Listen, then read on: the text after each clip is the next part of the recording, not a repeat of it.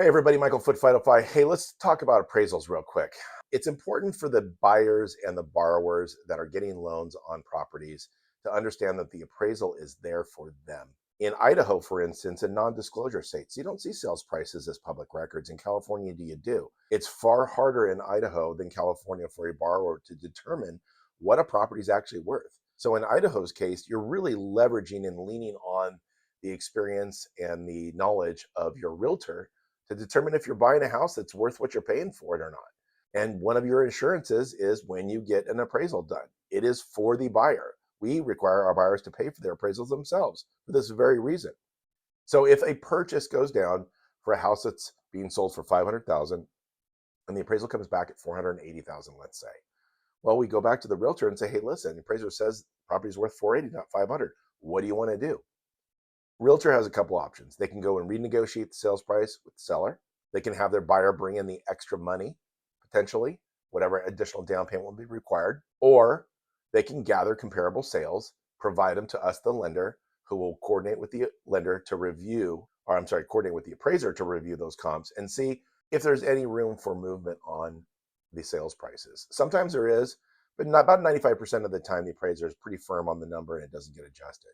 But again, the appraiser is there to help the buyer or the borrower to ensure that they're valuing the property properly. Now, that's not to say that if it's a hot property in a hot market, you're not going to overpay for it. Sometimes that happens. It's a fact.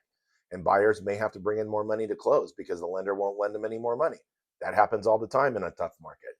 Now we're getting to a market that's at the top and or declining in many markets. So appraisals have even more significance. Now, trying to catch a falling knife at the right time is not always the best idea. So remember, the appraiser is your friend. He's helping you out. He's not trying to hurt you. He's not trying to say you don't have as much equity as you want to brag about at the dinner party. It's there for financial sound advice and to tell you what you're getting, what you're paying for it, and what it's really worth.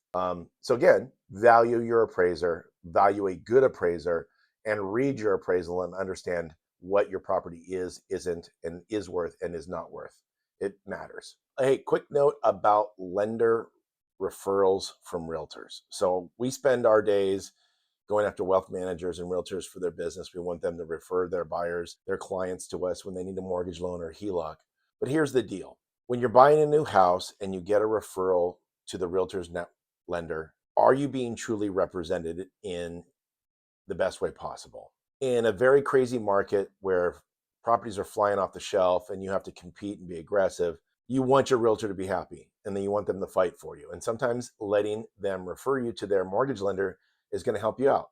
Doesn't mean you're getting the best deal, doesn't mean you're saving money, just means the realtor trusts that loan officer and that company to get the deal done when it matters. But here's the difference. In a declining value market where sales prices are dropping, price adjustments are happening, reductions are happening on active listings, you really need your lender to do the job and work for you and only you.